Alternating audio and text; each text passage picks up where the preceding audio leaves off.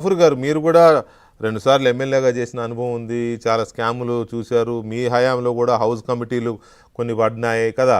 So చాలా వాట్ల అనుభవం ఉంది. ఈ ఈ ఎలాగైతే అసలు వాడిని పట్టుకోకపోతే ఈ కేసే నిలబడదు, కేసుకి అర్థమే లేదు అని ఎలా అనుకుంటున్నామో, అదే తరహాలో రికవరీ చేయకపోతే కూడా అఫ్కోర్స్ నేరస్తులు కటకటాలకు వెళ్ళాల్సిందే, కానీ రికవరీ చేయకపోతే కూడా ప్రజలకి న్యాయం జరిగినట్టు కాదు కదా. రికవరీ సాధ్యమేనా?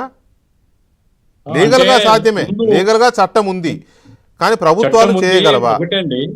రెండవది ఏమంటే వెంకటకృష్ణ గారు, ఇప్పుడు సిట్ ఉంది కదా, సిట్టు ట్రేస్ చేయాలా ఈ డబ్బు ఫ్లో ఎట్లయింది, ఎక్కడెక్కడ పోయింది, ఫారిన్ కు పోయింది, విదేశాల్లో ఉంది అంటే మనం సెంట్రల్ గవర్నమెంట్ యొక్క అసిస్టెన్స్ తీసుకొని అది అక్కడ ఏం చేస్తుంది, ఈ డబ్బుతో ఏం చేసినారనేది ఐడెంటిఫై చేయాలి.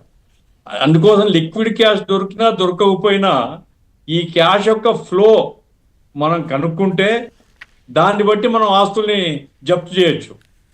కాబట్టి ఇప్పుడు మనకేమి క్యాష్ అంతా నోట్లు అట్లే ఉంటాయని మనమే అనుకోలేం కదా, దాన్ని డిఫరెంట్ రూపంలో మార్చింటారు వాళ్ళు.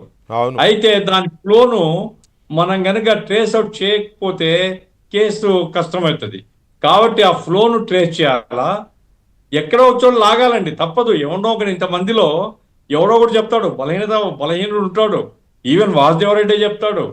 అట్లాంటి వాళ్ళని పిండితే ఈ ఫ్లో ఎట్లా పోయిందని దాన్ని పట్టుకొని ఆ ఆస్తులు అక్కడ దొరికితే మంచిది, కాకపోతే ఆ పాల్నేటివ్ ఆస్తులైనా మనం జప్తు చేయొచ్చు.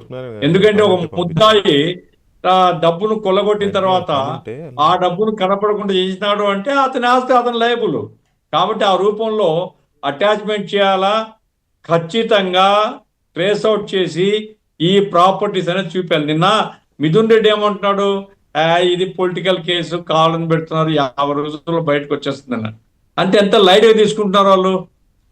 బహుశా మరి ఏమి ధైర్యం ఉందో వాళ్ళకు నాకైతే అర్థం కాదు. కానీ ఇంత పెద్ద కుంభకోణము, ఇది పొలిటికల్ కేసు అంటే ఏం పొలిటికల్ కేసు అంటే ఇందులో? అరే ప్రజల రూపు పందికొక్కుల్లాగా తిన్నోళ్ళు ఎట్లా మాట్లాడుతున్నారు? మీరు కాదు, మిథున్ రెడ్డి అయినా ఏదో పైకి గంభీరంగా ఉండడానికో లేకపోతే ఏమైంది నిలబడేది కాదు అంటే ఏదో అన్నాడంటే పోనీ అన్నాడు అనుకోవచ్చు. ఈయనైతే సజ్జల రామకృష్ణారెడ్డి గారు అయితే ఆయన ఎడిటర్గా పనిచేశాడు, సలహాదారుగా పనిచేశాడు, సకల శాఖలు చూసినవాడు. వీళ్ళందరూ ఉసురు తగులుద్దని శాపనార్థాలు పెడుతున్నాడు.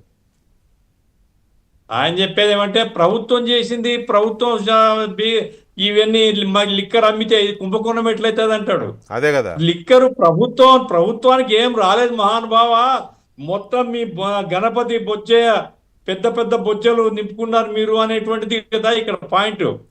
నిజంగా ప్రజాధనం ప్రజలకు జమ అయింటే, బడ్జెట్ లో చేరింటే ఎవరేమడుగుతారు మిమ్మల్ని? అట్లా కాదు కదా. కమిషన్ల పేరుతో కొల్లగొట్టడం, నగదు ట్రాన్సాక్షన్స్ పేరుతో కొల్లగొట్టడం.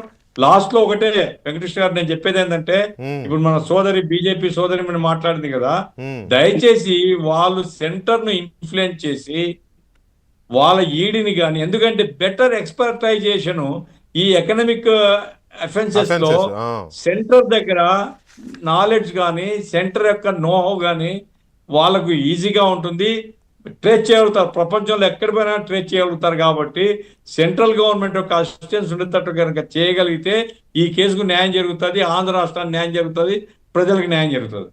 రైట్. ఈ విషయంలో వినూష గారు, చాలామంది అది బీజేపీ వైపు చూస్తున్నారు. అఫ్కోర్స్ ఆల్రెడీ ఈడీ ఎంటర్ అయింది, మొత్తం సిఐడిని సిట్ని ఆ ఫైల్స్ ఇమ్మని అడిగినారు, తీసుకుంటున్నారు, వాళ్ళు పరిశీలిస్తున్నారు.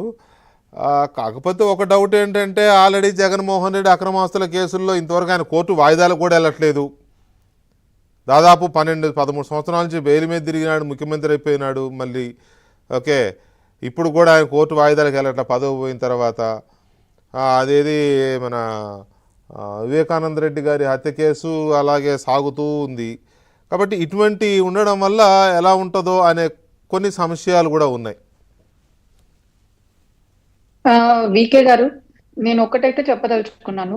ఇప్పుడు అధికారంలో ఉన్న భారతీయ జనతా పార్టీ రాజ్యాంగ వ్యవస్థలు, అది ఈడీ కావచ్చు, సిబిఐ కావచ్చు, ఎలక్షన్ కమిషన్ కావచ్చు, వాటి పని వాటి చేసుకోవాలి అనే సిద్ధాంతంతో నడుస్తుంది.